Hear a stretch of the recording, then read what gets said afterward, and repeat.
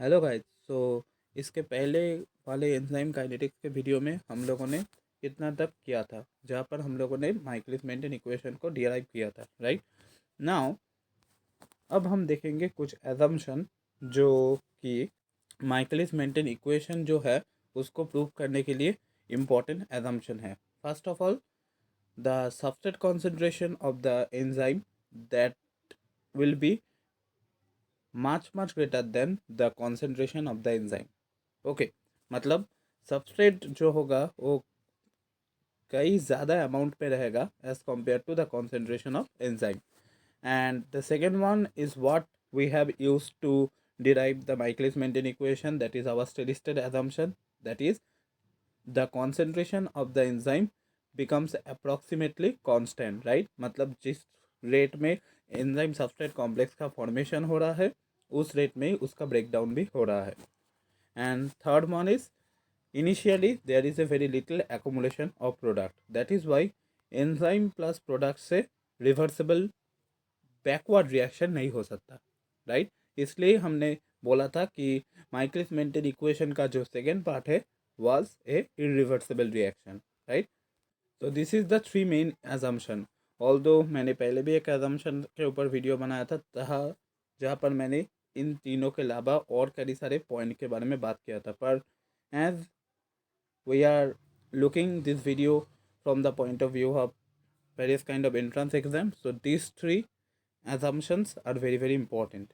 Okay, यहाँ से आप लोगों को क्वेश्चन पूछा जा सकता है. फॉर एग्जांपल आपको बोल सकता है कि माइकलिस मेंटन इक्वेशन के केस में सबस्ट्रेट का कॉन्सेंट्रेशन एंड एंजाइम के कॉन्सेंट्रेशन के बीच में कैसा रिलेशन होना चाहिए, तो आप बोलोगे कि substrate concentration should be greater than the enzyme concentration.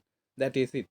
Okay, they may talk about whether there is any role about the steady state assumption in proving the Michaelis-Menten equation, and obviously it is, right. That is why we have saying that rate of formation of enzyme substrate complex is rate of breakdown of enzyme substrate complex. ऐसे तरह से question आ सकते हैं.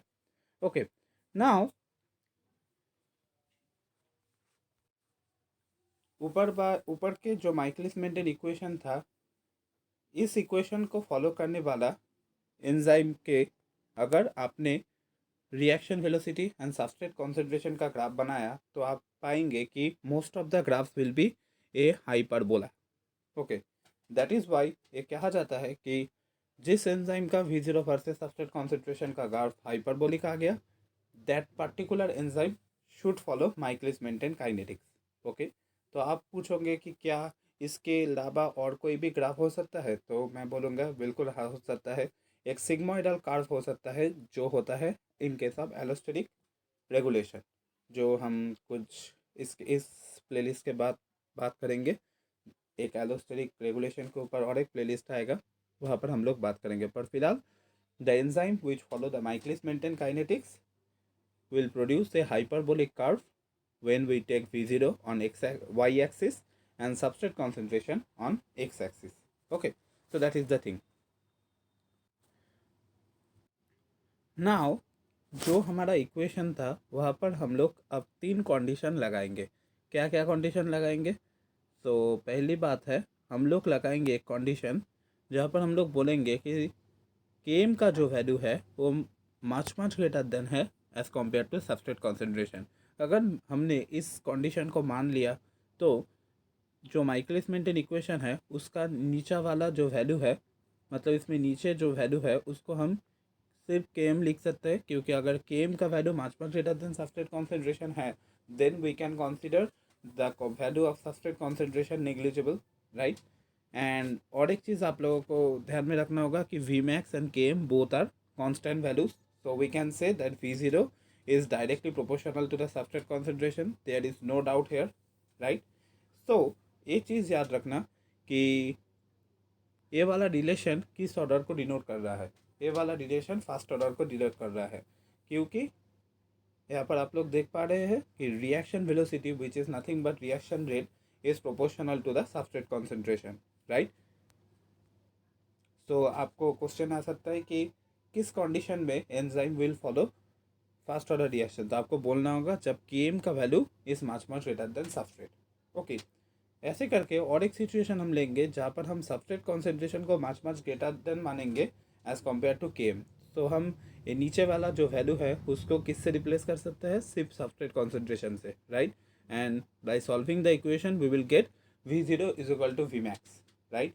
And इस equation से आप लोगों को समझ में आ रहा होगा कि this in that case the reaction velocity which is V0 is independent of substrate concentration, right?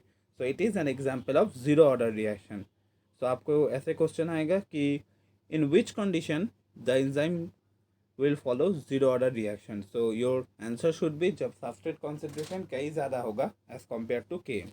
Now इसके 3 नंबर वाला जो कंडीशन हम लोग लेंगे, this is very much important, क्योंकि ये 3 नंबर वाला जो कंडीशन है, that condition will going to help us to derive the practical definition of K.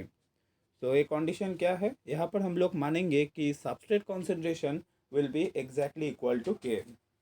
तो क्या होगा, V0 is equal to V max into S plus K M plus S. यहाँ पर अगर हमने मान लिया कि सबस्ट्रेट का जो वैल्यू है इज इक्वल टू के एम है, तो हम इस इक्वेशन को सॉल्व करके पाएंगे कि V0 is equal to half V max. Okay, that is why हम लोग कह सकते हैं कि द वैल्यू ऑफ Km और the Km is equal to substrate concentration when the reaction velocity is half of its maximum velocity, and that is the definition of Km. अगर आपको पूछा जाए कि what do you mean by Km, तो आपको यही बात लिखना है कि Km सबस्ट्रेट कॉन्सेंट्रेशन की इक्वल है जब उस पर्टिकुलर रिएक्शन का जो वेलोसिटी है इज हाफ है ऑफ इट्स मैक्सिमम वेलोसिटी।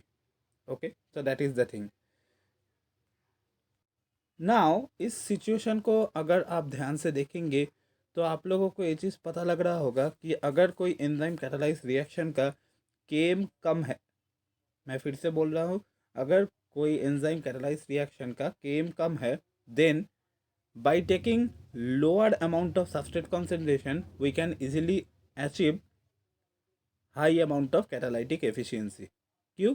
क्योंकि केम का वैल्यू उस पर्टिकुलर एंजाइमेटिक रिएक्शन का कम है, इसका मतलब थोड़ा अमाउंट ऑफ सबस्ट्रेट दे के ही, as here we are telling substrate concentration is equal to Km, हम मैक्सिमम वेलोसिटी के हाफ जो वेलोसिटी होता है उसको अचीव कर पाएंगे, राइट।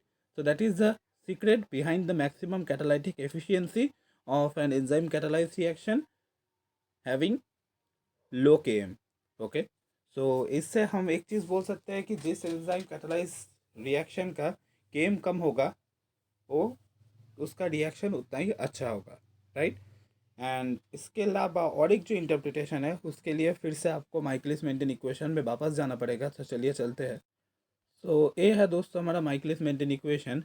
यहाँ पर हमने, आपको याद होगा अगर आपने इसका पहला वाला जो वीडियो है उसको देखा है, कि माइकलिस मेंटेन इक्वेशन को प्रूव करने के समय हमने केम का वैल्यू को डिराइव किया था, एंड केम का वैल्यू है K-1 plus K2 by K1। अब एक K-1 K2 K1 क्या है, इसके लिए आप लोगों को इसके पहले वाले वीडियो में जाना होगा। ओके, सो मैं कोशिश करूँगा कि डिस्क्रिप्शन बॉक्स में सर लिंक भी दे दूँ। नाउ अब इस जो इक्वेशन है इसको गौर से देखो। सो क्या मैं ऐसे मान ले सकता हूँ कि अगर K-1 जो है उसका वैल्यू कहीं ज़्यादा हो K2, then we can ignore the value of K2, right. हमने थोड़ी देर पहले भी ये सेम केस किया है। तो अगर ये चीज़ मैं करूँ तो मुझे मिलेगा Km is equal to K-1 by K1। Okay, and which is nothing but the rate constant for the dissociation of ES, जिसको हम KS से डिनोट करते हैं। ओके, नाउ अगर ये चीज़ है देन वी कैन से कि, क्योंकि क्या केएस का मतलब क्या है, Ks is the rate constant for dissociation of enzyme substrate complex, right. So अगर मान लो कोई एंजाइम कैटालिसिस रिएक्शन का केएस का वैल्यू बहुत ज़्यादा है, then what we can conclude, we can conclude that the enzyme substrate complex will dissociate faster, right? So there will be very little probability of formation of product, right? So इससे एक चीज़ clear होता है कि as Ks is equal to Km, so by seeing the value of Km we can easily understand whether this enzyme can act very well with that particular substrate or not, right, क्योंकि केम का value जितना कम होगा उतना ही वो reaction बहुत अच्छे से चलेगा। एंड ये चीज़ आपके सामने पूरा का पूरा क्लियर है, क्योंकि Km is nothing but the dissociation constant of ES complex, right. तो केम का वैल्यू जितना कम होगा उस पर्टिकुलर एंजाइम का उस पर्टिकुलर सबस्ट्रेट के साथ उतना ही अच्छा रिएक्शन होगा, राइट। अब आप बोलोगे कि तुम बार बार एंजाइम के साथ सबस्ट्रेट ही क्यों बोले जा रहे हो।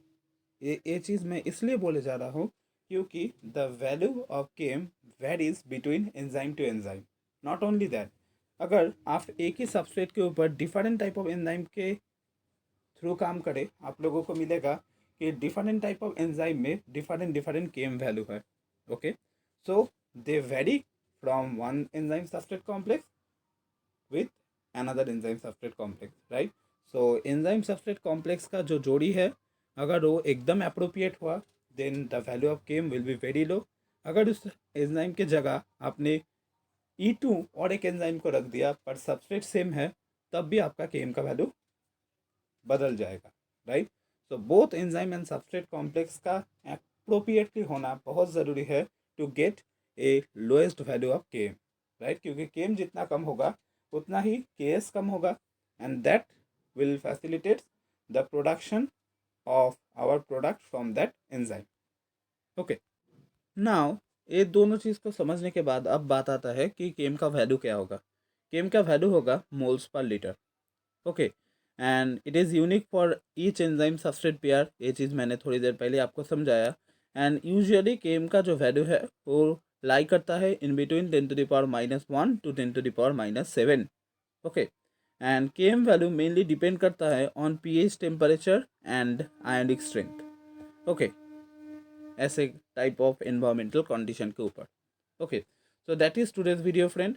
सो आज हमने बात किया है about the assumptions of Michaelis Menten equation. So पहले वाले वीडियो के कंपैरिजन में मैं अगर बोलूँ तो एजम्पशन बहुत मैंने घटा दिया है। सिर्फ 3 चीज़ आप लोगों को याद रखने बोला है। दैट इज़ फर्स्ट वन, जहाँ पर हमने बोला कि substrate concentration should be much greater then enzyme concentration. Second वाला था हमारा steady state assumption, and the last one is कि भाई सेकेंड स्टेप जो है वो इरिवर्सिबल होगा। That is the assumption of enzyme kinetics, right. उसके बाद हमने 3 सिचुएशन देखा। एक में हमने लिया सबस्ट्रेट कॉन्सेंट्रेशन अगर केम से बहुत ज़्यादा हो तो हम क्या करेंगे, सबस्ट्रेट प्लस केम का जो नीचे इक्वेशन में था उसको सबस्ट्रेट मान लेंगे, right. And as a result we will get V0 is equal to Vmax, and this is nothing but a zero order reaction। तो आप लोगों को याद रखना होगा कि किस कंडीशन में enzyme catalyse reaction become zero order reaction. Similarly Km अगर बहुत ज़्यादा हो as compare to substrate concentration, so then that particular reaction will be a first order reaction. And अंत में अगर सबस्ट्रेट कॉन्सेंट्रेशन जो है उसके साथ हमारा केम का वैल्यू इक्वल हो, then we get V0 is equal to half Vmax, right. That ultimately help us to derive the concept of Km, right. And Km को आविष्कार करने के बाद ये चीज़ तो क्लियर हो गया कि Km is nothing but Ks when we are considering K-1 का जो वैल्यू है वो कहीं ज़्यादा है K2 के कंपैरिजन में है। ओके, सो अगर ये चीज़ है देन केम जितना कम होगा एक एंजाइमेटिक रिएक्शन में, that enzymatic reaction will work very fast, right. So Km is inversely proportional with the affinity of the enzyme for the substrate, right, क्योंकि Km is nothing but हमारा dissociation constant, right. सो आज के video में सिर्फ इतना ही। उसके बाद हम लोग इसके बाद वाले वीडियो में 2 कांस्टेंट के बारे में जानेंगे, catalytic constant and specific constant. So keep watching guys, thank you.